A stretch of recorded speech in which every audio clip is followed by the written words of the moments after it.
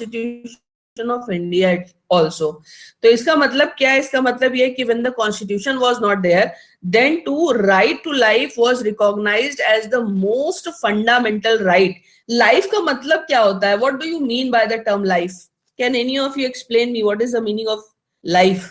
इसको कैसे एक्सप्लेन करोगे? क्योंकि इसमें एक चीज याद रखना, once you are going to discuss article 21, while interpreting article 21, the most important thing is the jurisprudence of life and the jurisprudence of liberty. So if you understand the jurisprudence of life and the jurisprudence of liberty, only then you can claim that you can understand article 21. That is the first thing. And the second important thing is, इसमें एक और बड़ी important बात याद रखना, article 21 in itself is a complete article.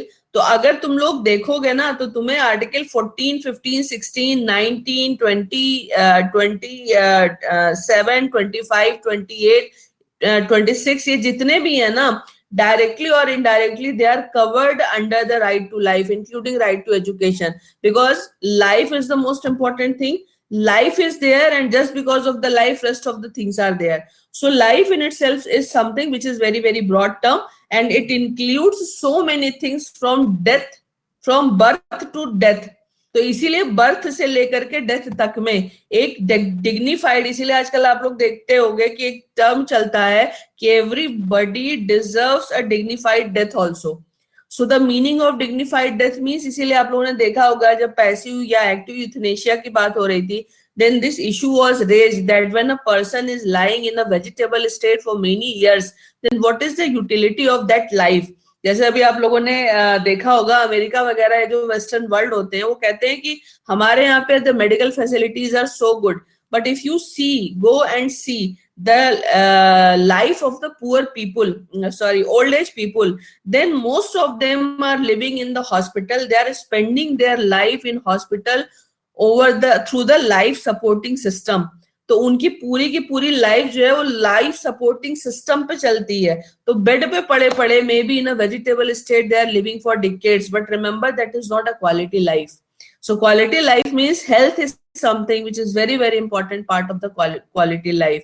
तो इसमें जो है लाइफ का मतलब क्या हो गया? लाइफ का मतलब हो गया a journey from birth to death, and during this journey the things, whatever things are important for you to lead a peaceful and a dignified, peaceful, healthy and dignified life, वो सारी की सारी चीजें आपके आर्टिकल 21 में cover होंगी. इसीलिए तुम लोगों ने देखा होगा, तुम लोगों ने देखा होगा कि clean and clear environment, right to food, right to livelihood, right to shelter, धीरे धीरे करके ये सारी की सारी चीजें by the passage of time through the different judgments, the Supreme Court has ultimately declared that all these rights are basically the part of fundamental right and they all are the part of Article 21. तो ये चीज बहुत ज्यादा important है आपके लिए समझना कि आर्टिकल 21 में बेसिकली राइट टू लाइफ में लाइफ का मतलब क्या है.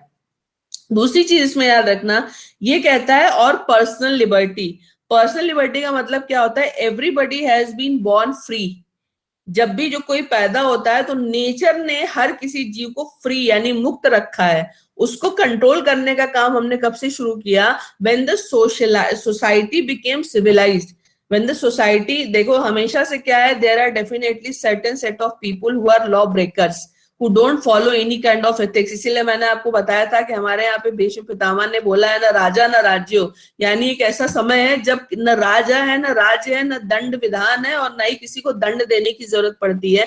And why it is happening? Because the society is so ethical. So if everybody is following their ethics and morality, ideally we don't need any law. We need a law for those who are basically law breakers or for those who do not believe in ethics. तो इसीलिए क्या होता है? Everybody is born free. So born free का मतलब होता है you should live freely and simultaneously you should also respect the life and freedom of others. But what is the problem? The problem is we are so much concerned about our life, our dignity and our freedom, but many times we create threat. for the life, for the dignity and for the property of the another person. तो ये जो जब ये issue आ जाता है then there is a conflict of interest, और इसी को मैंने आप लोगों को कई बार बताया था जब मैं बार बार आप लोगों से बोलती हूँ कि how much you are going to expand your consciousness. तो इसमें मैंने repeatedly मैंने आपको बताया कि either the nature or the law, it never support the idea of selfishness. इसीलिए मैंने आपको बताया था अगर आप सिर्फ अपने बारे में सोचो कि मैं ही सिर्फ अमीर हो जाऊं, सिर्फ मैं ही सुखी रहूं या मैं ही रहूं, तो यहीं से आपके क्राइम का या क्रिमिनल टेंडेंसीज इवॉल्व होती हैं. तो what is the important thing? The important thing is the behavior of such kind of persons should be regulated. But how they should be regulated? For that purpose there should be a proper legislation. इसमें एक चीज याद रखना, यहाँ पे कह रहे हैं procedure established by law. It means everybody has been born free. So the important thing is, if we are going to deprive someone from their life or personal liberty, then it is possible only through a procedure established by law. जैसे हम लोग IPC देखते हैं. What is happening in the case of IPC? IPC क्या है?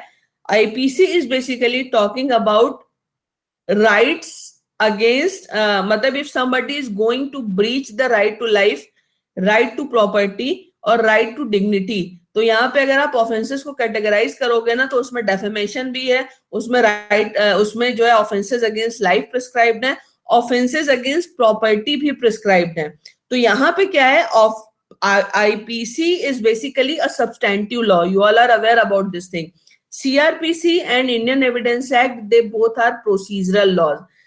तो आपका जो इंडियन एविडेंस एक्ट है उसको कहा जाता है there is only one provision which is basically dealing with the substantive law, and that is estoppel.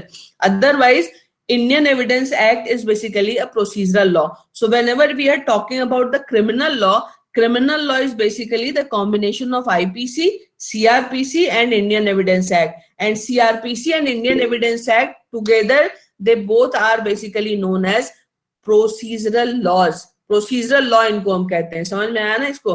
तो आईपीसी सब्सटेंटिव लॉ को प्रिस्क्राइब करती है, जो ये कहती है what person is not supposed to do or allowed to do against another person. So you cannot hurt anybody's life, you cannot hurt anybody's property, you cannot hurt anybody's dignity. And if you are going to do so, then in that circumstances, the CRPC, Indian Evidence Act and IPC provides that how you should be deprived from your liberty and right to life. तो liberty से deprive करने का मतलब क्या हुआ?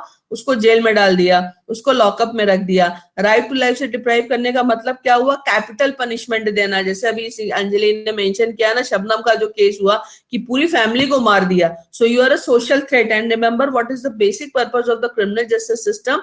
Three purposes. The first purpose is also to create a deterrence among the criminals और amongst the people who are basically not the law abiding people.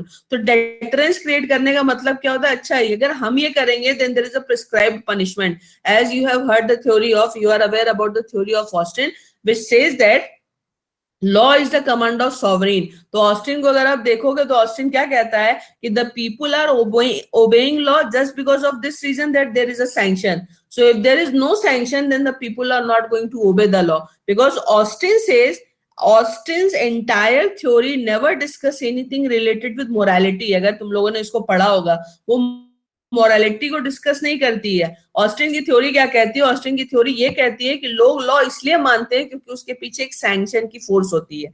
तो क्या होता है सैंक्शन? मतलब क्या है? Sanction means which creates a kind of deterrence in the society. So deterrence means the people, this thing is running into the mind of the people that if they are going to do something wrong, then in that circumstances they will have to face the consequences.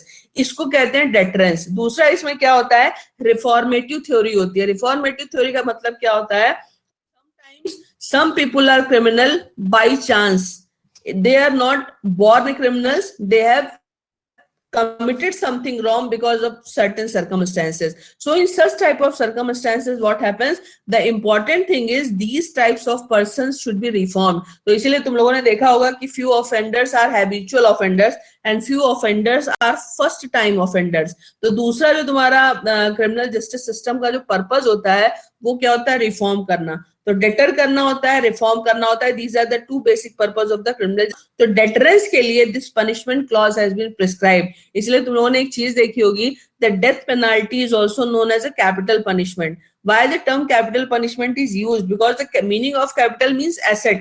So remember, each and every citizen of this country is an asset for this country. So when the person is going to be awarded from the death penalty, the state is basically going to punish the capital, its own capital, and this is the reason that death penalty is also known as capital punishment.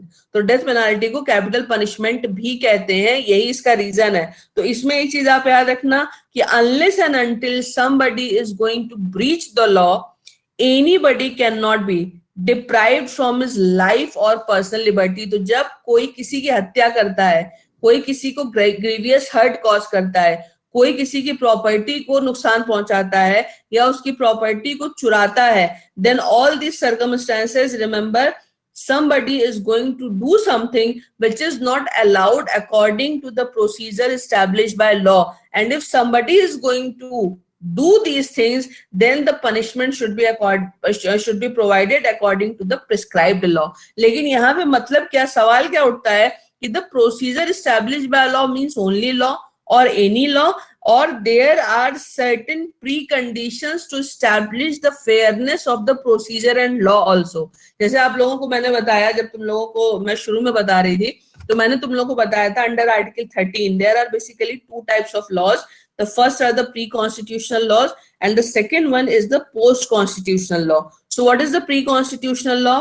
Pre-constitutional law, if they are inconsistent to the Constitution of India, then to the extent of their inconsistency, they will be void. And in the case of post-constitutional law, what will happen? Any post-constitutional law which is inconsistent to the Constitution, then to the extent of the inconsistency, that is going to be void. तो अगर तुम लोग को याद होगा तो मैंने तुम लोग को बताया था कि in the case of pre-constitutional law, in case of inconsistency, they are not void ab initio, but in the case of post-constitutional law, if they are inconsistent to the Constitution, then they would be void ab initio. तो इसमें इसका मतलब क्या है? इसका मतलब ये है कि whether they are void or not, तुम लोग को याद हो तो मैंने तुम लोग को बताया था कि for that purpose somebody need to challenge the legality and the constitutionality of the legislation, because if somebody is not going to challenge, then it is always believed, the presumption is always in the favor of the legislature, that whatever legislature has legislated, that is constitutionally correct. इसीलिए एक चीज याद रखना, चाहे कितना ही unconstitutional law क्यों ना हो, but unless and until somebody has challenged it and the competent court is going to declare it as unconstitutional, that legislation will be considered as a valid legislation. तो इसका मतलब क्या है? इसका मतलब ये है कि जो प्रोसीजर एस्टैब्लिश बाय लॉ है, चाहे हम प्रोसीजर की बात करें और चाहे हम सिर्फ लेजिस्लेशन की बात करें, there are certain regulations over these procedures and these laws also. तो important चीज यहाँ पे क्या आती है? important चीज यहाँ पे, मेरी आवाज आ रही कि नहीं आ रही तुम लोग को?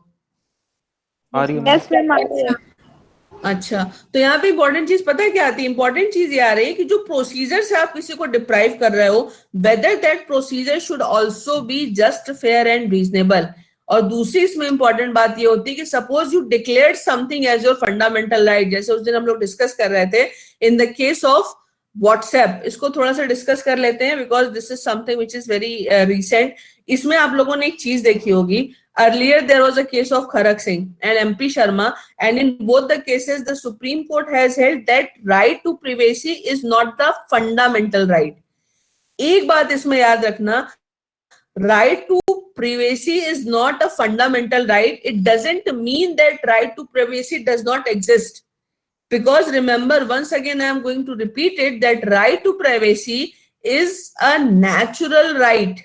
जब आपका कॉन्स्टिट्यूशन नहीं था तब भी आपका राइट टू प्रिवेसी था, और जब आपका कॉन्स्टिट्यूशन है तब भी आपका राइट टू प्रिवेसी है, क्योंकि right to privacy is a right which has been basically given by the constitution of India.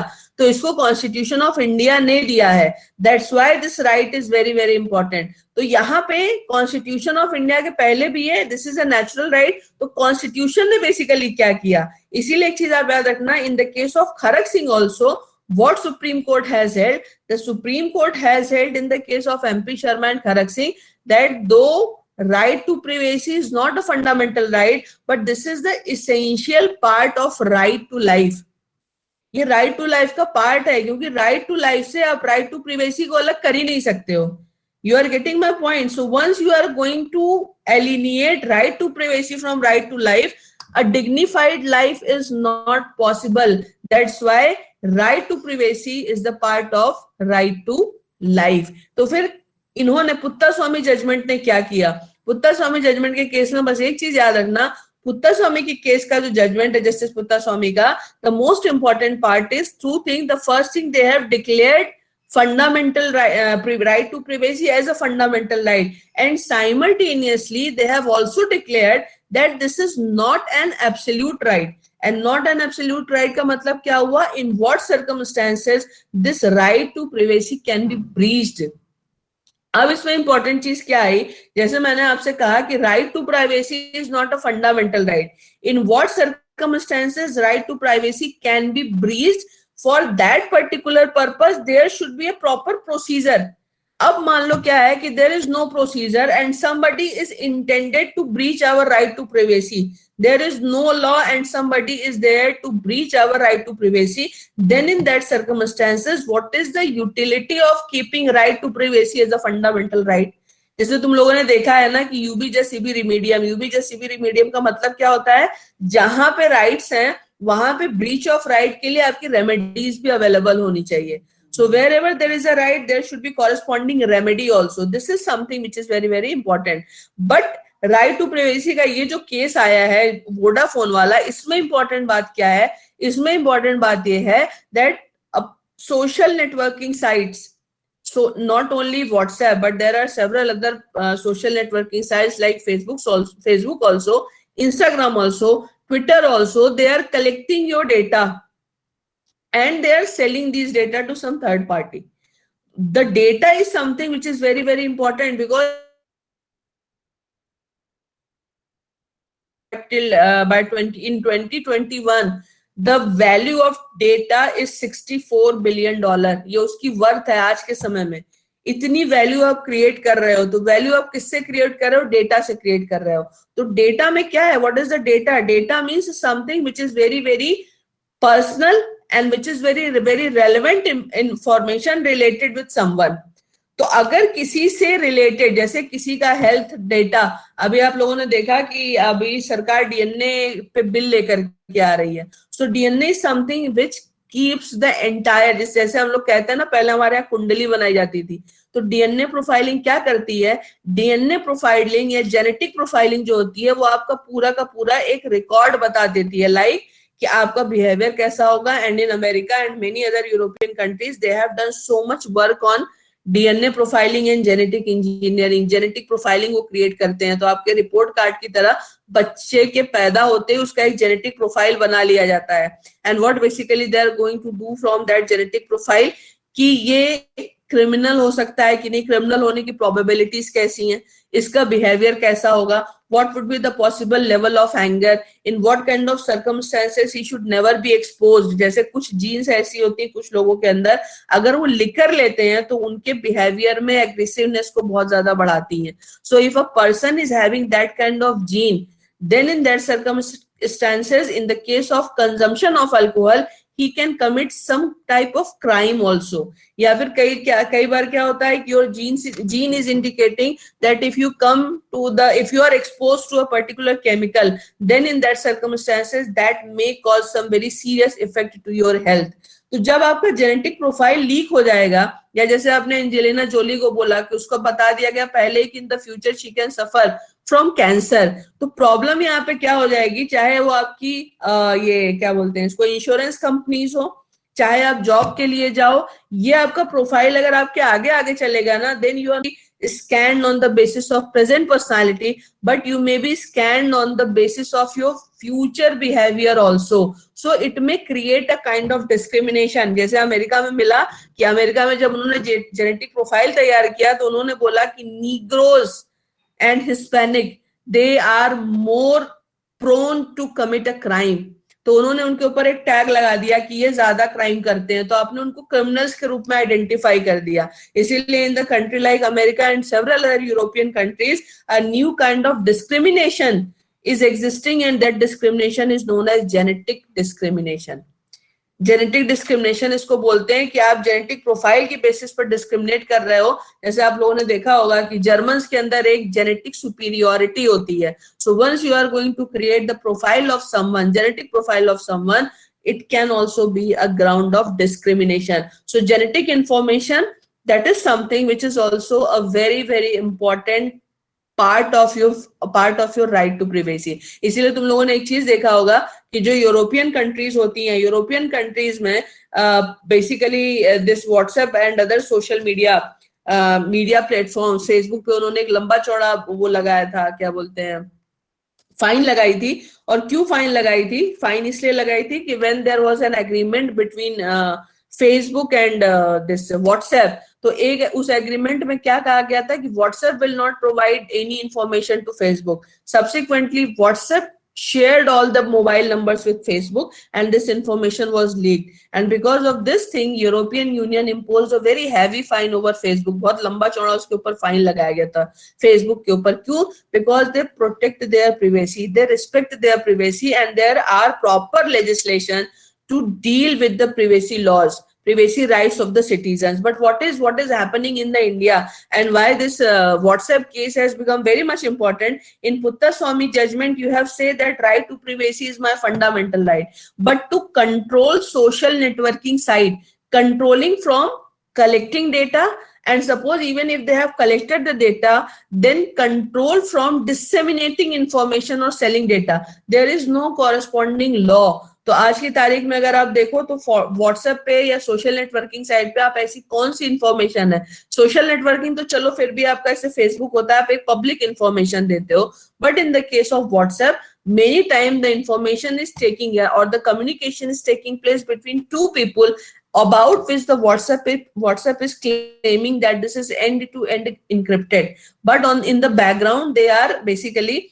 collecting the information, and in their new policy they have said that they are going to sell this, share these information with the third party. And who is this third party? They may be, that is Facebook related companies like Instagram, but third party means there may be anybody may be the third party. और मैंने आप लोगों को data की value बताई, और इसी basis पे आप लोगों ने देखा होगा कि एक बड़ा लंबा सा एक स्कैम खुल करके सामने आया था कैम्ब्रिज एनालिटिका का. सो बेसिकली वो जो कुकीज लगाते हैं, कुकीज को हमारे प्रोफाइल से जो अटैच करते हैं, this cookies basically follow our behavioural, online behavioural pattern.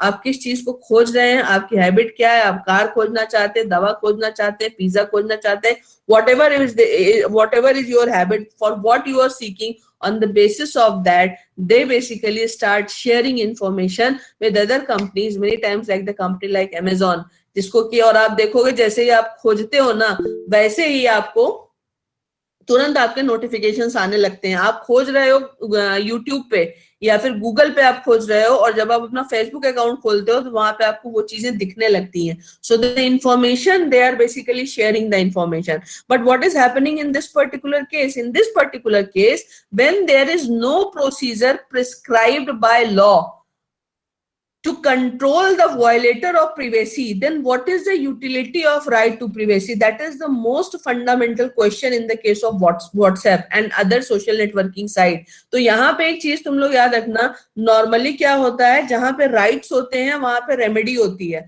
WhatsApp या सोशल नेटवर्किंग का केस ये है कि राइट तो है पर रेमेडी नहीं है. और रेमेडी क्यों नहीं है? Because still in India there is no privacy law.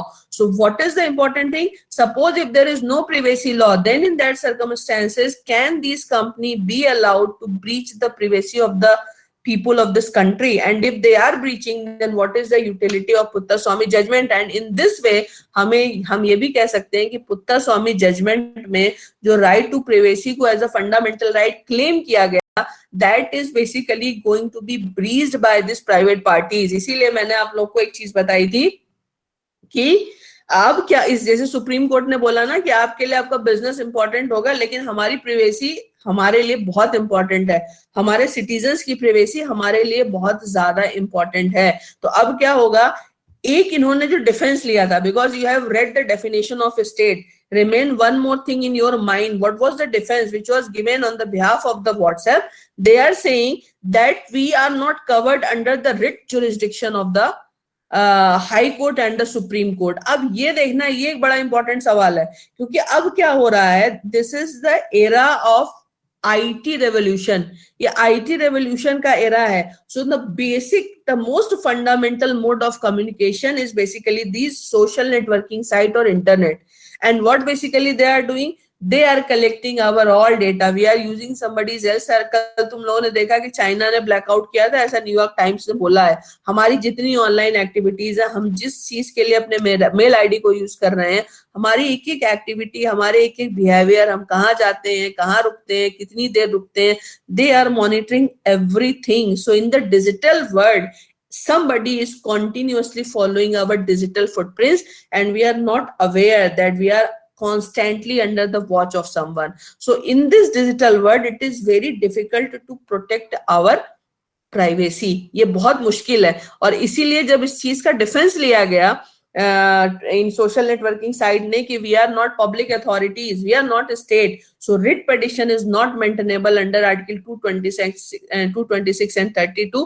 तो एक केस मैंने आप लोग को शायद बताया होगा, जेनेट जयपॉल का, SRM university versus SRM university का, जिसमें सबसे पहले सुप्रीम कोर्ट ने बोला कि if a private body is performing the public function, then that body should be considered as public authority. इसको हमेशा याद रखना, this is something which is very very important. If a private body is performing public function, then in that circumstances that should be considered as public authority, and in that circumstances the writ against them would be maintainable।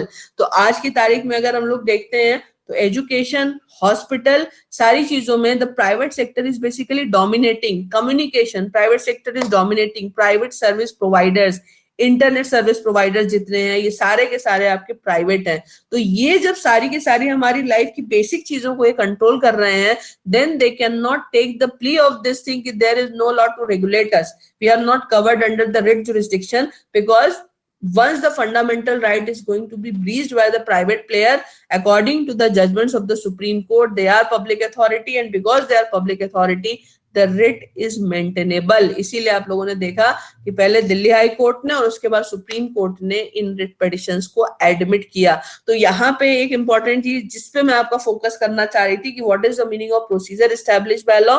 तो यहाँ पे उल्टा हुआ है privacy के case में। Privacy is a fundamental right, but there is no procedure. There is no procedure to protect the privacy. So there is no law to protect the privacy. There is no procedure to protect the privacy. So there is no utility of having this fundamental right. And this is the reason that the Supreme Court has taken the cognizance, and subsequently the government has also decided to make certain regulations for these social networking sites।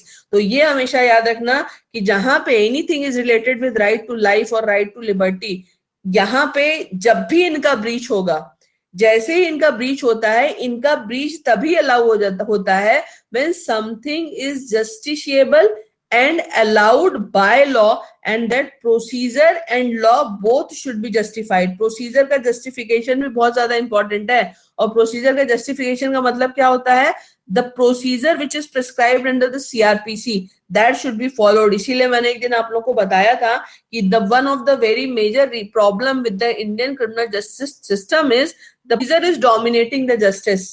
तो procedure should also be just, fair and reasonable. If the power has been, जैसे मान लो police को arrest करने की power दे दी गई, तो इसका मतलब ये नहीं कि जिसको मनो उसको अरेस्ट कर ले। Procedure The power is given to the police personnel, but that power should also be exercised in the just and fair, reasonable manner. इसलिए आप लोग को याद होगा जब बाबा रामदेव बैठे थे यहाँ पे धरने में, तो रात में पुलिस घुसी थी, सोते हुए लोगों के ऊपर लाठीचार्ज किया गया था. Police have power for lathi charge, but the important issue in what circumstances these powers should be exercised. The people are still sleeping, the protest is peaceful, then in that circumstances the Supreme Court has also declared that right to sleep is also, the peaceful sleep is also the part of the fundamental right.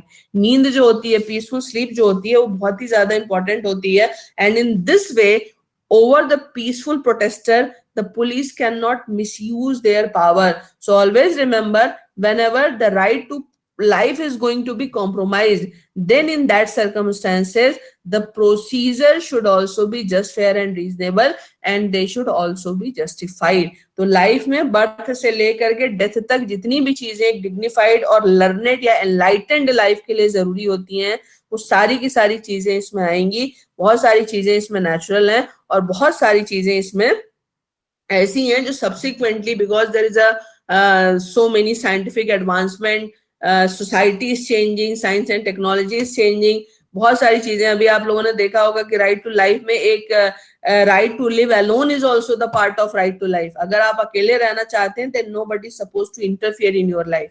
That is also a part of fundamental right. कि अगर आप अपनी privacy में loneliness को अपने maintain करना चाहते हैं, लोनलीनेस को तो नहीं, अलोन रहना चाहते हैं आप, loneliness is altogether different term in comparison to being alone, then in that circumstances nobody is supposed to breach your privacy. That is also something which is very very, इसीलिए अभी आप लोगों ने एक नई चीज देखी होगी, जापान में एक लोनलीनेस मिनिस्ट्री बना दी गई है, क्योंकि वहां के लोग इतना ज्यादा अकेलापन है कि वो सुसाइड कर रहे हैं. तो राइट टू लाइफ में togetherness is also something also which is very very, togetherness is also very very important. Loneliness is not a good thing. If you want to live alone, that is your preference, you can live in that way, but loneliness that leads to, because naturally जो human being है वो एक social social animal है. तो social animal का मतलब है कि हम किसी भी तरीके से अकेले रह नहीं सकते हैं. तो ये जो टुगेदरनेस है, किस तरीके से हमें रहना है, ये सारी की सारी चीजें राइट टू लाइफ में आती हैं. राइट टू लाइफ के केस में क्या था कि before the Maneka Gandhi case, term procedure established by law has a very limited and restricted interpretation.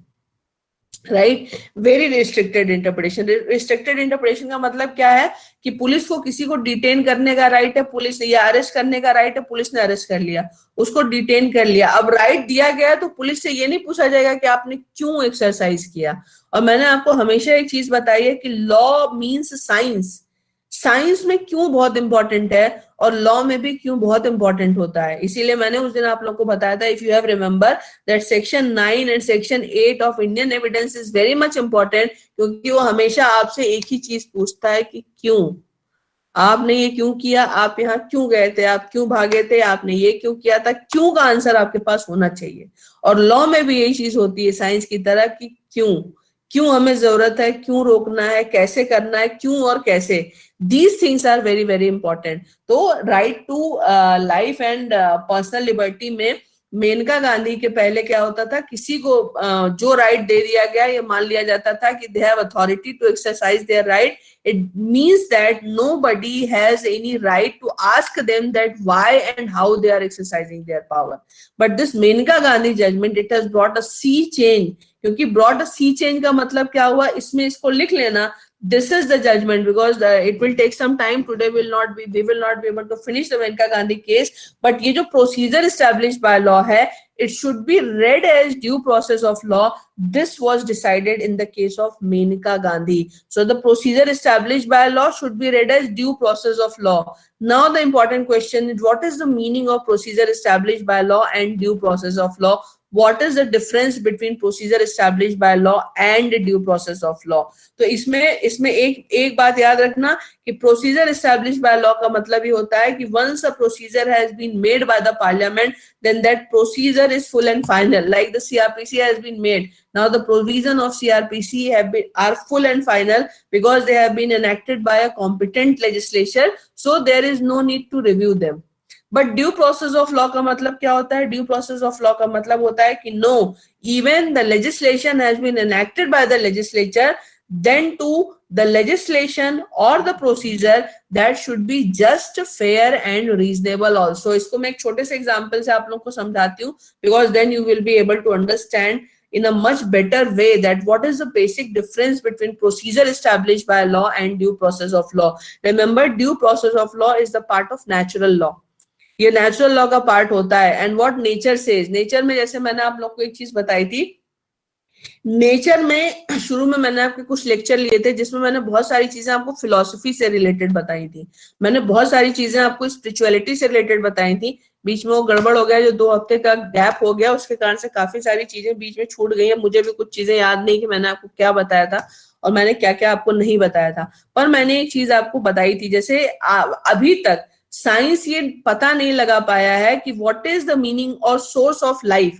जैसे अभी मैं बोल रही हूँ और आप लोग सुन रहे हो, हम लोग जिंदा हैं, तो जिंदा में एक्चुअली में in the human body what is actually alive, because once the person is dead, body is still there but life is not there. So basically what is life? जब आदमी मर जाता है तो भी उसका शरीर तो यही रहता है ना, पूरी बॉडी पार्ट से रिलेटेड. ऐसा नहीं कि उसके जो बॉडी ऑर्गन्स है वो इधर उधर हो गए, पूरे बॉडी ऑर्गन्स उस बॉडी में इनग्रेन्ड है, लेकिन फिर भी वो जिंदा नहीं है. तो what is basically, what is the source of life? इसीलिए मैंने आप लोग को एक थ्योरी ऑफ कॉन्शियसनेस बताई थी, जिसको मैंने आपको बताया था कि this is something which is very very important to interpret the law.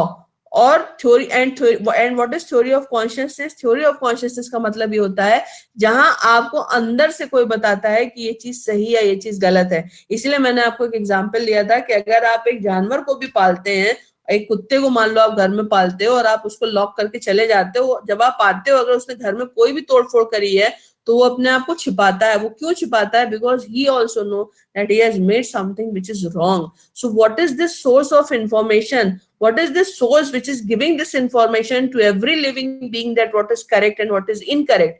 ये जो है सबसे बेसिक. आप लोगों ने एक वीडियो देखा होगा, एक तेंदुआ ने एक बंदर को मारने के लिए दौड़ा और जैसे उसने उसको झपट्टा मारा, she was a pregnant female और उसने एक बच्चे को जन्म दिया, वो तो मर गई. इसने जब उस बच्चे को देखा, ये चाहता तो उसको मार के खा सकता था, लेकिन इसने उसको उठाया और उठा के उसको पेड़ पे बिठा के उसको चाट के साफ किया और उसने उस बच्चे को नहीं मारा. And that is something which is a very interesting video, क्योंकि सवाल ये कि एक भूखा तेंदुए ने उसको मारा क्यों नहीं या उसको खाया क्यों नहीं? इसका मतलब उसको भी कहीं ना कहीं रियलाइजेशन है कि ये एक बच्चा है, इसको उसको टच नहीं करना चाहिए. So what I am trying to tell you, I am trying to tell you this consciousness. What is the source of this consciousness? Because in most of the religion, this is the thing which is identified as divinity, या जिसको कि आप soul कहते हो या जिसको आप consciousness कहते हो, जिसको कि मैंने पहले भी डिस्कस किया था. तो ये जो आपका प्रोसीजर एस्टैब्लिश बाय लॉ से जो ड्यू प्रोसेस ऑफ लॉ की जर्नी है, this is basically a journey of consciousness. जैसे आपने महाभारत में देखा, महाभारत में देखो basically what is the difference between procedure establish by law and due process of law. You all are aware about the story of Mahabharat. Mahabharat में एक बड़ी अच्छी चीज, और मैंने आप लोग को एक चीज और बताई थी, फिलोसफी की जो बेस्ट पॉलिसीज है वो आपको महाभारत में मिलती हैं. अब जैसे हम लोगों ने देखा कि पांडवों और कौरवों ने, दुर्योधन ने इनवाइट किया युधिष्ठिर को कि आप हमारे साथ आकर के द्यूत खेलो, यानी ये जुआ खेलो. तो उसने तो युधिष्ठिर को फोर्स नहीं किया था, युधिष्ठिर एग्री हुए, युधिष्ठिर ने सारी टर्म्स एंड कंडीशन मानी और उस खेल में वो सबको हार गए, अपने भाइयों को हार गए, सारा राज भी हार गए, वो द्रौपदी को भी हार गए. And ultimately what happened? Duryodhana asked his brother to disrobe Draupadi. अब क्या है, प्रोसीजर एस्टैब्लिश बाय लॉ को अगर आप देखो तो उसके हिसाब से ही never force Yudhishthir to play the game. This was Yudhishthir who was agreed on all the terms and conditions of Duryodhana. Once the Yudhishthir has lost, Draupadi and all the brothers, they became the property of Duryodhan. So according to the procedure established by law, because they all are the property of Duryodhan, so Duryodhan is free to do anything, whatever he wants to do with them. But then to Mahabharat की पूरी लड़ाई यहीं से शुरू होती है, because everybody who was sitting there, they all were aware, whether they were saying anything or not, they all were aware that whatever was happening on that day, that was wrong. तो procedure establish by law के हिसाब से अगर आप देखोगे तो what Duryodhan has done that was not wrong, but according to the due process of law what Duryodhan was done that was absolutely wrong.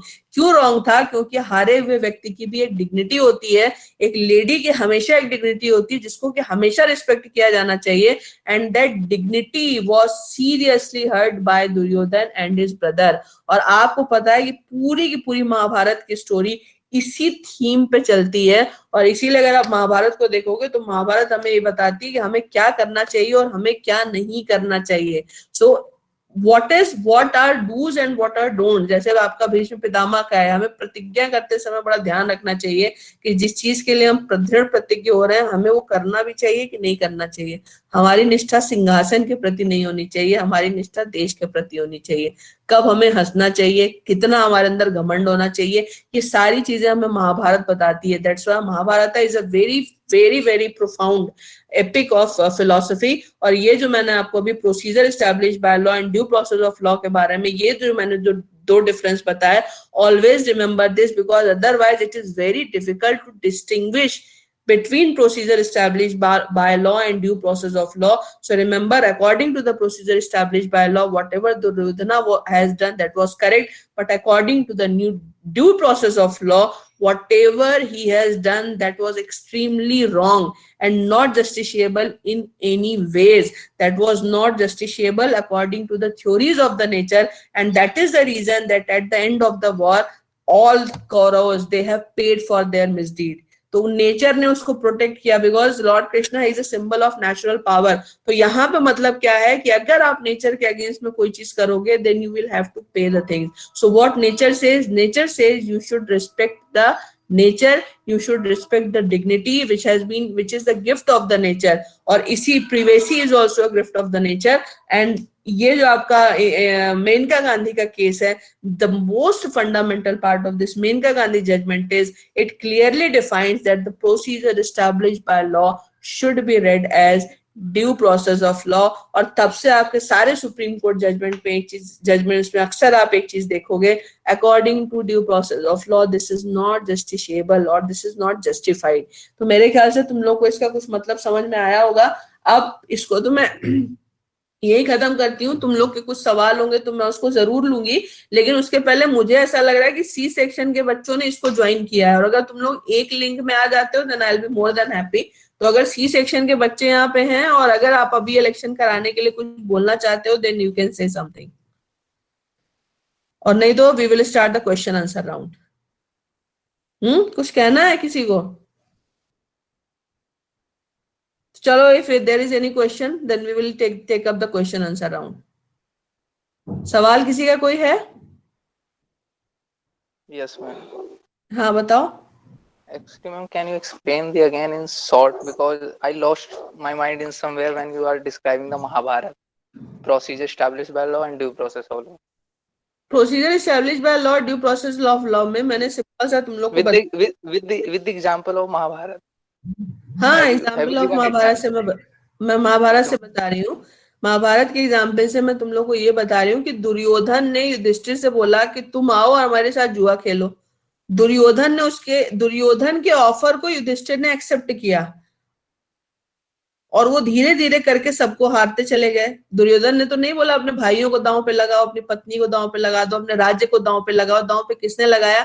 Yudhishthir ने लगाया था। तो अगर उस गेम को देखोगे तो उस गेम में युधिष्ठिर ने अपनी गलती से वो उसमें हारते चले गए, क्योंकि उन्होंने अब खैर उसमें सिंपल सी बात है कि वो हार गए। वो अगर हार गए तो जो चीजें उन्होंने दांव पे लगाई वो दुर्योधन की हो गई। जब वो दुर्योधन की हो गई तो दुर्योधन का जैसा दिल करे वो उसको वैसे यूज करे। ये प्रोसीजर एस्टैब्लिश बाय लॉ है। तो जो द्रौपदी के साथ हुआ था, अगर प्रोसीजर एस्टैब्लिश बाय लॉ के हिसाब से देखोगे तो इसमें लगेगा कि युधिष्ठिर ने क्यों दांव पे लगाया, और जब हार गए तो प्रॉपर्टी दुर्योधन की हो गई। तो दुर्योधन का जो दिल करे वो करे, ये प्रोसीजर एस्टैब्लिश बाय लॉ है। लेकिन ड्यू प्रोसेस ऑफ लॉ क्या है? वहां बैठे हर व्यक्ति को पता है और आज भी हम सबको पता है कि दुर्योधन ने जो उस दिन द्रौपदी के साथ किया था वो बहुत ज्यादा गलत था, क्योंकि एक लेडी की डिग्निटी को उसने हर्ट किया था और एक हारे हुए व्यक्ति व्यक्ति की भी एक डिग्निटी होती है जिसको उसने हर्ट किया था। तो ड्यू प्रोसेस ऑफ लॉ के हिसाब से ये ड्यू प्रोसेस ऑफ लॉ है जहां पे तुम्हारा कॉन्शियसनेस कहता है कि नहीं, जो हुआ वो गलत था। तो ड्यू प्रोसेस ऑफ लॉ क्या होता है? Due process of law natural law के कॉन्सोनेंस में चलता है। और नेचुरल लॉ क्या होता है? नेचुरल लॉ जो है वो किसी भी अनफेयर चीज को एक्सेप्ट नहीं करता। Natural law mean something which believes in just, fair and reasonable. और तुम लोग को शुरू में मैंने एक चीज बताई थी, अगर तुम लोग को याद होगा, कि नेचुरल लॉ का बेसिक फंडामेंटल कॉन्सेप्ट ये है, जो आपके साथ हो तो आपको अच्छा ना लगे, वो आपको दूसरों के साथ नहीं करना चाहिए। और हमें खुद अपने अंदर ये पता होता है, because this is not the part of our education system, that's why we are studying what is natural law. और अगर ये हमारे एजुकेशन सिस्टम का पार्ट होता ना, तो हमें अपने आप पता होता है कि क्या होता है, we don't need to discuss it. तो ड्यू प्रोसेस ऑफ लॉ का मतलब होता है which is according to the nature. और नेचर क्या होती है? नेचर आपको खुद बताती है। जैसे मैं अभी आपसे बोलूं कि 10 मिनट अपने बारे में झूठ बोल के दिखाओ, आप बोल ही नहीं सकते। आप 10 मिनट क्या 3 मिनट अपने बारे में लगातार झूठ नहीं बोल सकते। क्यों? क्योंकि नेचर ने हमें सच बोलने के हिसाब से क्रिएट किया हुआ है। Getting my point? वायलेंस आप अपने प्रति बिल्कुल बर्दाश्त नहीं करोगे। क्यों नहीं बर्दाश्त करोगे? क्योंकि नेचर ने हमें नॉन वायलेंट होने के लिए बनाया हुआ है, वायलेंट होने के लिए नहीं बनाया। तो जितनी भी चीजें हम ये कर रहे हैं, हमारी डिग्निटी को कोई हर्ट करता है, हम तिलमिला जाते हैं। इसका मतलब हमें अपनी डिग्निटी के साथ साथ दूसरों की डिग्निटी की रिस्पेक्ट करनी चाहिए। क्योंकि आपको याद होगा, इसी दुर्योधन के ऊपर जब द्रौपदी हंसी थी, सारी कहानी वहीं से शुरू हुई थी। उस दिन उसको लगा था कि द्रौपदी ने उसकी डिग्निटी को हर्ट किया, and that's why he decided the whole story is the story of revenge. इसीलिए वो द्रौपदी जो हंसी दुर्योधन के ऊपर, उसी का बदला उसने द्रौपदी से लिया था। तो द्रौपदी ने उस दिन दुर्योधन की डिग्निटी को हर्ट किया था। तो जो आपके साथ हो और आपके साथ आपको अच्छा ना लगे, वो आपको दूसरों के साथ नहीं करना चाहिए। This is the basic concept of natural law. तो नेचुरल लॉ जो है बहुत सिंपल होता है, ये बहुत होलिस्टिक होता है, बहुत इंक्लूसिव होता है, और ये सबके इंटरेस्ट की बात करता है। और इसलिए मैंने आपको बताया था कि the present day world which is seeking a developmental model और द मॉडल ऑफ पीस, क्योंकि ये जो, जैसे मैंने भी आपको बताया, ये सोचने वाली बात है कि in the country like Japan which is such a rich country, the people are dying, they are committing suicide because of loneliness. ये कितनी बड़ी चीज है। इसका मतलब नेचर का जो बेसिक एक प्रिंसिपल है कि हमें एक साथ रहना चाहिए। और इसीलिए अगर आप लोगों ने देखा होगा तो हमारे यहाँ पे ज्वाइंट फैमिली का कॉन्सेप्ट था। सो दे वर वेरी, मतलब वो बहुत समझदार लोग थे जिन्होंने सिस्टम बनाया था, क्योंकि ultimately we are also leading in the same direction. इसलिए आप लोग भी अपने आगे आने वाले समय में भी इस चीज को याद रखो कि always prefer to be socialize, not on social media but in your personal relationship. That is very very important. So I hope you are now able to understand that what is the difference between due process of law and procedure established by law. You all are clear now? समझ में आ गया कि क्या basic difference होता है दोनों में? ठीक है मैम। आर्टिकल 20 सब क्लॉज 2 और मैम सीआरपीसी का वो सेक्शन 300 में डिफरेंस क्या है किसमें?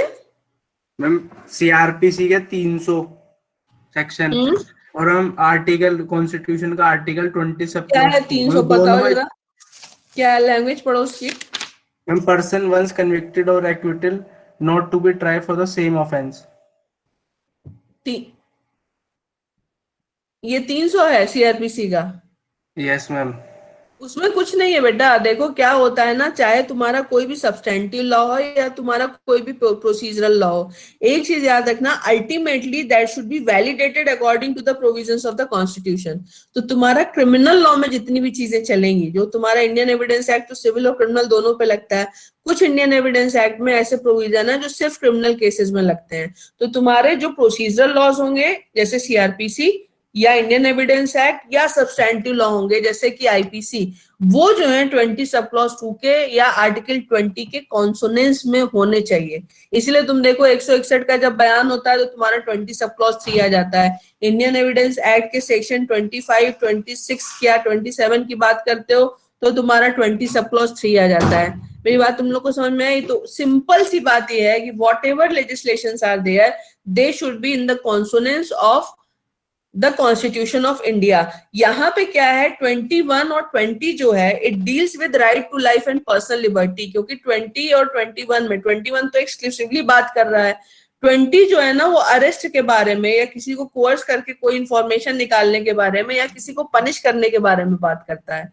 तो 20 का जो बेसिक प्रोटेक्शन दिया गया है, चाहे वो एक्यूज को दिया गया हो, चाहे वो कन्विक्टेड व्यक्ति को दिया गया हो, वो जो फंडामेंटल आर्टिकल 20 का है उसी से सीआरपीसी, आईपीसी और इंडियन एविडेंस एक्ट के अलग अलग प्रोविजंस ने वैलिडेशन लिया। जैसे मैंने मान लो बोला कि पुलिस को दिया गया जो सेक्शन 25 इंडियन एविडेंस एक्ट है, वो क्यों कहता है कि पुलिस को दिया गया कन्फेशन एडमिसिबल नहीं होगा, तो उसको तुम वैलिडेट कहां से करोगे? हालांकि याद रखना इंडियन एविडेंस एक्ट पहले बना था, कॉन्स्टिट्यूशन बाद में आया है, लेकिन that is a pre constitutional law, then to it is in the consonance of the constitution of India, because article 20 sub clause 3 ये कहता है कि आप क्या करोगे, किसी को no one can be compelled to give a statement which is self incriminatory in nature.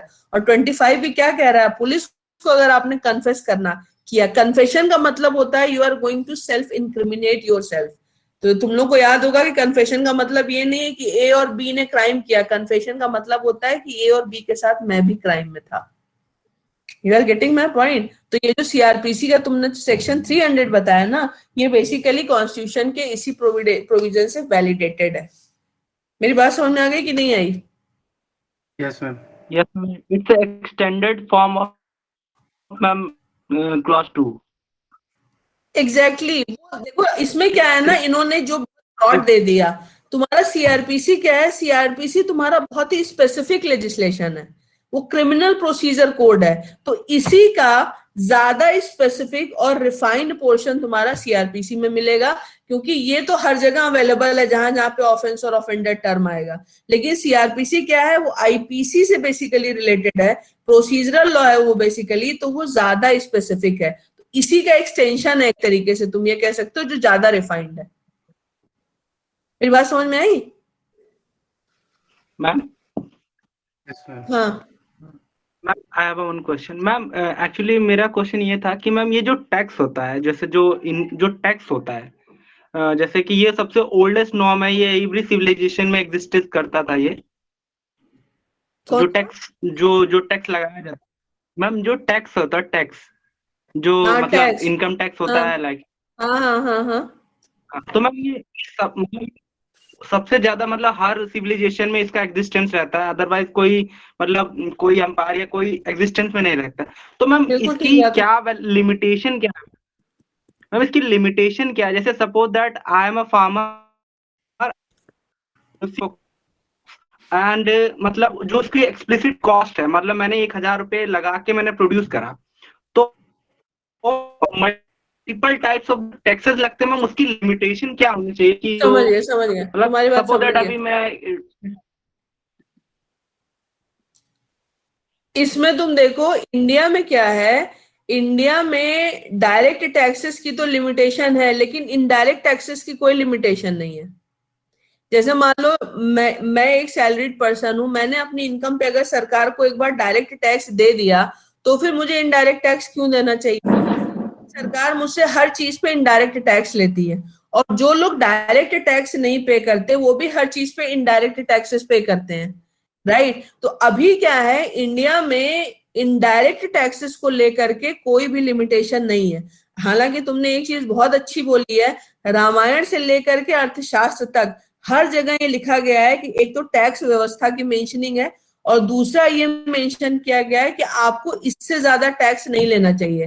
जैसे रामायण में कहा गया है कि जितना मधुमक्खी जो है फूल से रस चूसती है उतना ही टैक्स लेना चाहिए, ताकि प्रजा को पता न चले कि उससे टैक्स लिया गया। चाणक्य अर्थशास्त्र में कहते हैं कि किसी भी राजा को अपनी प्रजा के टोटल इनकम के 1/3 से ज्यादा या शायद उससे कम है, किसी भी हालत में टैक्स नहीं लेना चाहिए। लेकिन आज की स्थिति में क्या है, आप डायरेक्ट और इनडायरेक्ट टैक्सेस मिला दो अगर किसी भी व्यक्ति के, तो वो लगभग अपनी इनकम का 40 से 50% टैक्स देता है। तो दो चीजों को लेकर के अभी इंडिया में कोई क्लियर लेजिस्लेशन नहीं है। पहला ये कि डायरेक्ट और इनडायरेक्ट टैक्सेस को मिला के मैक्सिमम हम कितना टैक्स देते हैं, और दूसरा एमआरपी को डिसाइड करने का अभी कोई रूल नहीं है। एक दवा अगर 800 रुपए की मिलती है तो हो सकता है वो 8,000 की बिकती, और हो नहीं सकता वो बिकती है। अभी जाकर के जेनरिक मेडिसिन के थ्रू इन्होंने रेगुलेट करना शुरू किया है। पर जैसे एक जीन्स ही होती है, एक कपड़े की मैन्युफैक्चरिंग कॉस्ट अगर 200 रुपए आ रही है ना, तो वही मॉल में जाकर के 2500 रुपए में बिकता है, और आपको पता नहीं है कि आप जिसका 2500 रुपए दे रहे हो एक्चुअल में उसकी मैन्युफैक्चरिंग कॉस्ट सिर्फ 200 रुपए है। तो ये दोनों चीजें ऐसी हैं जिसको लेकर के अभी तक कोई भी क्लियर लेजिस्लेशन नहीं है। फॉरेन कंट्रीज में क्या होता है, फॉरेन कंट्रीज में वो बहुत हैवी टैक्सेस लगाते हैं, लेकिन हैवी टैक्सेस जब वो वसूल लेते हैं ना, तो उसके एवज में वो आपका एजुकेशन और हेल्थ को फ्री कर देते हैं। हमारे यहाँ पे क्या है, हमारे यहाँ पे क्वालिटी हेल्थ और क्वालिटी एजुकेशन ये पेड है। अदरवाइज अगर आप सरकारी में जाते हो तो आप खुद ही डिससेटिस्फाइड रहते हो कि क्वालिटी मिले क्या, क्वालिटी हेल्थ सर्विसेज या क्वालिटी एजुकेशन मिलेगी कि नहीं मिलेगी। तो इंडिया का सबसे बड़ा प्रॉब्लम ये है कि जो डायरेक्ट टैक्स पेयर है उनकी तो संख्या ही 5-6 करोड़ से ज्यादा नहीं है।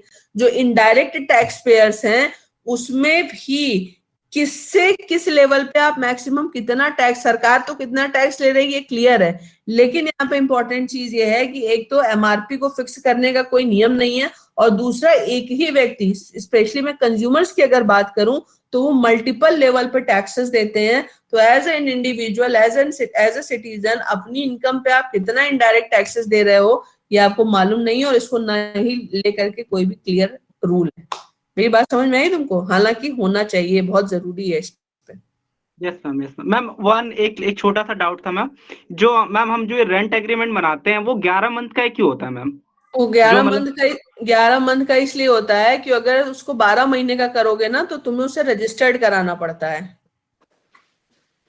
समझ में आया तुमको? तो जैसे ही 12 महीने होगा, चूंकि वो रजिस्टर्ड हो जाता है, उसकी कॉम्प्लेक्सिटी से बचने के लिए 11 महीने का रेंट बनाते हैं।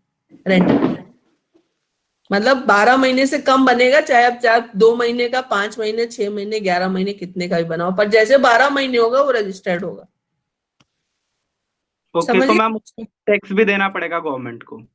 हाँ, उससे बचने के लिए रजिस्टर्ड में थोड़ी कॉम्प्लेक्सिटी भी होती है, लोग बचते हैं। ऐसे नोटराइज करा देते हैं ना, नोटरी के पेपर पर रेंट एग्रीमेंट तुम्हारा लीज एग्रीमेंट बन जाता है, और उसमें 1 महीने की नोटिस देके बोल देते हैं भाई तुम जाओ। उसमें उनको लगता है हम ज्यादा लीगल में फंसेंगे, इसीलिए कोई बनाता नहीं। कमर्शियल प्लेसेस के तो बनते हैं, लेकिन रेजिडेंशियल में 11 महीने का ही बनता है। उनको दिक्कत होती है रजिस्ट्रेशन वगैरह में, कोई नहीं फंसना चाहता उसमें। और मैम ये जो फिर एग्रीमेंट का भी ये पूछा था, ये चलते भी है ना कोर्ट में? अगर कुछ इश्यू हो तो ये जस्टिशिएबल भी नहीं होते रेंट एग्रीमेंट्स? मैं रेंट एग्रीमेंट्स जस्टिशिएबल भी नहीं होते ना, कि अब कोर्ट में जा रहे हो एसडीएम के पास, कुछ ऐसा होता है कि फीस देनी पड़ती है, तो इसलिए बचने के लिए करते हैं, तो इसका कोई इशू भी कोर्ट में? सिंपल सी, अगर वो उन्होंने नोटराइज किया हुआ है तो उनके लिए तुम्हें निकालना ज्यादा आसान है। जब वो रजिस्टर्ड कराएंगे तो वो कॉम्प्लेक्स भी होता है अगली, क्योंकि उसमें एक एक टर्म्स एंड कंडीशन सब फिर डिटेल में जाते हैं, उसमें पैसे भी ज्यादा लगते हैं। तो 100 रुपए के नो पेपर पर नोटराइज करा करके रेंट एग्रीमेंट बनाना प्रेफर करते हैं। जब कोई 5-6 साल के लिए, ऐसे कोई अगर आप लीज पे प्रॉपर्टी ले रहे हो कमर्शियल पर्पज के लिए, तो आप ऑब्वियसली 11 महीने के लिए नहीं लोगे। जैसे मान लो मैंने कोचिंग एक जगह पे शुरू करी, या किसी ने मिठाई की दुकान खोली, अब वो मिठाई की दुकान अगर चल गई तो वैल्यू उस जगह की हो गई। तो कमर्शियल प्रॉपर्टीज की लोग लीज करते हैं लिमिटेड टाइम के लिए, मतलब 99 साल के लिए, 5 साल के लिए, 10 साल के लिए, 15 साल के लिए। लेकिन रेजिडेंशियल प्रॉपर्टी में कभी भी तुम बहुत कम देखोगे, शायद ही कोई हो जो 11 महीने से ऊपर जाता हो। और अपने यहाँ पे रेंट लॉज जो है वो बहुत वीक है, क्योंकि एक्चुअल में कोई रेंट लॉ है ही नहीं है। दिल्ली रेंट कंट्रोल एक्ट अभी आप लोग पढ़ोगे पर वो यूजलेस है, क्योंकि उसमें कहता है कि सिर्फ मैक्सिमम 3500 रुपए तक का जिस प्रॉपर्टी का रेंट है वही उसमें कवर होगी। आज की तारीख में दिल्ली में कौन 3500 रुपए रेंट देता है? तुम लोग अगर एक कमरा 4 लोग शेयर करते होगे तो भी एक का 3500 से ज्यादा पड़ता होगा। तो that has become a useless legislation. So as of now effectively it's an agreement between 2 parties. क्योंकि हमारे यहाँ एक बहुत बड़ा फ्लॉ ये है कि आज भी इंडिया के मेट्रोपॉलिटन सिटीज में रेंट को कंट्रोल करने के लिए कोई लेजिस्लेशन नहीं है। अगला कितना ले सकता है और आप कितना दे सकते हो, ये इस पे एक तरीके से this is a agreement between 2 parties. कोई इफेक्टिव लेजिस्लेशन नहीं। तो आप ब्रीच ऑफ कॉन्ट्रैक्ट में एक तरीके से जाते हो जब आपका ये होता है, क्योंकि रेंट लेजिस्लेशन तो है ही नहीं इस तरीके से कोई भी इफेक्टिव। समझ गए मेरी बात? Yes, ma'am. हाँ, ये है। और कोई question? Ma'am, I have a doubt, ma'am. हाँ बताओ। Ma'am, it is regarding the public function which you told, ma'am, in the beginning of the class. Ma'am, as you told that if a private body is performing a public function, then it is a public authority. This same view was held in Z Telefilms case, which was a 5-judge bench judgment. But even only this line is mentioned over there. It is not mentioned what sort of functions would a private body need to perform to नहीं bring ये it under the ambit of this particular public authority. नहीं, public authority में function को कैसे आप define कर सकते हो?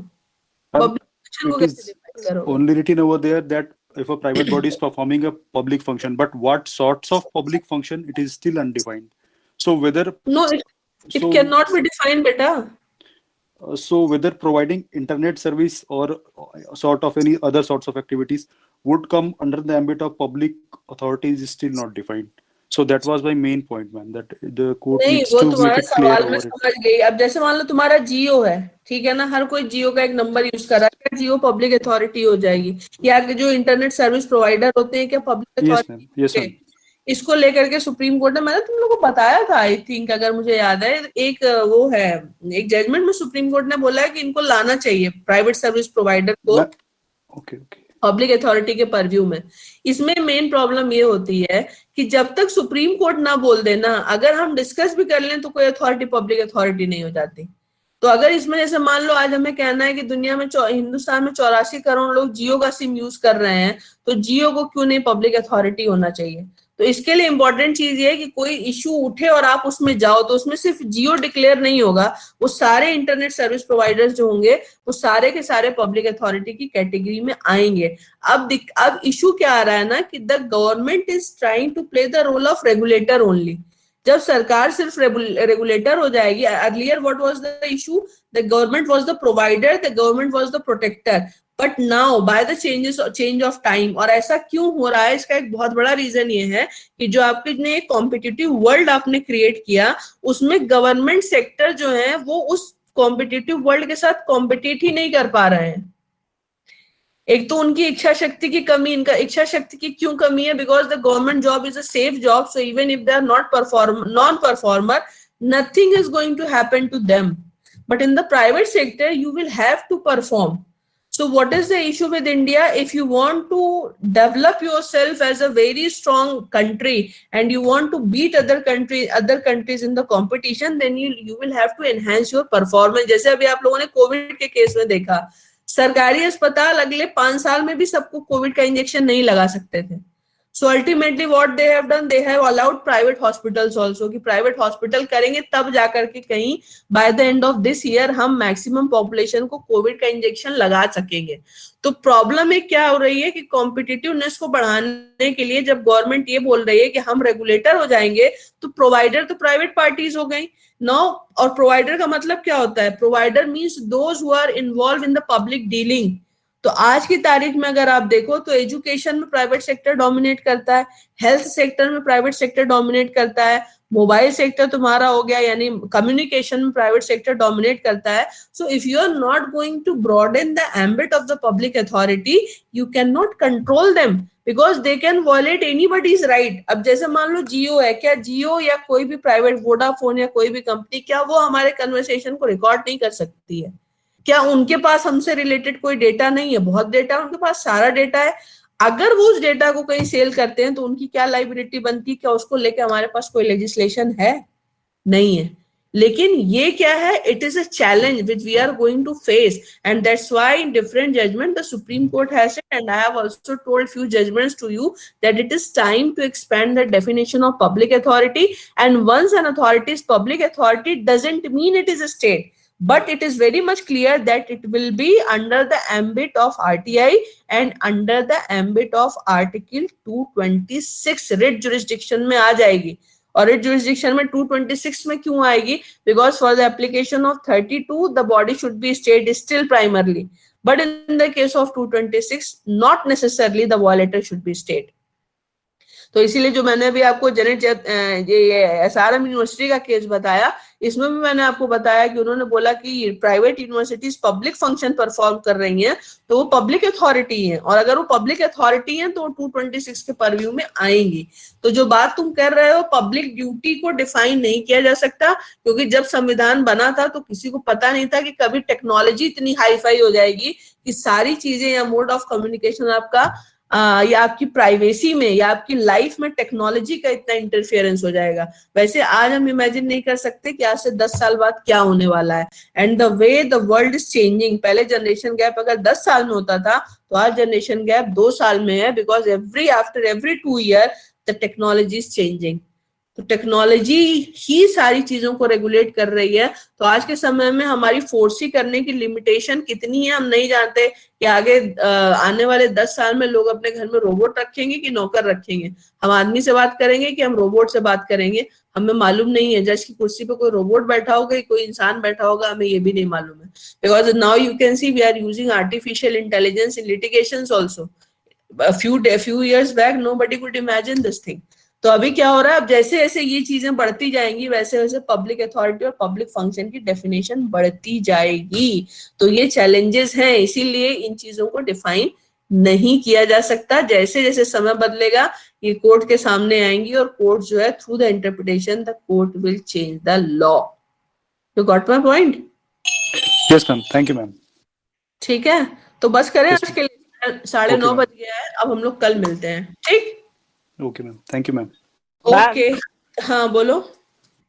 मैम मुझे थोड़ा सा ये चीज ऐसी अजीब सी लगी जब कॉन्स्टिट्यूशन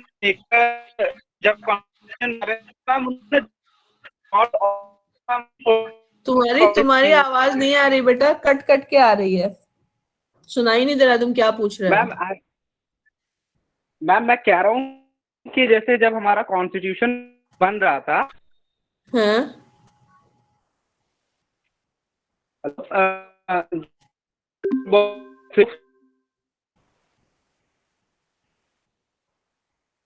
तो माइट बी आवर कॉन्स्टिट्यूशन उनको कंसीडर नहीं, क्योंकि अगर वो